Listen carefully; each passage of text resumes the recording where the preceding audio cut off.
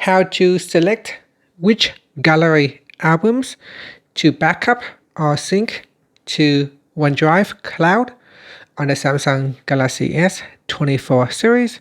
First, tap on the home button to return back to the home screen. And from the home screen, open up the picture gallery.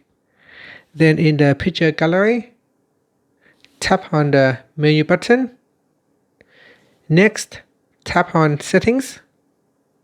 Now at the top, tap on the left hand side panel in sync with OneDrive. Then we go down and tap on albums to sync. And from here, go down the list and select which albums you want to sync or backup to OneDrive. So in here, you can see only the camera albums has been turned on.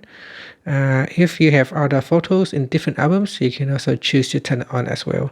So those albums will get backup to OneDrive, or you can switch it off to remove it from cloud backup or syncing. And that's it. After that, you can tap on the back key or tap on the home button to go back to the home screen. Thank you for watching this video. Please like and subscribe to my channel for more videos.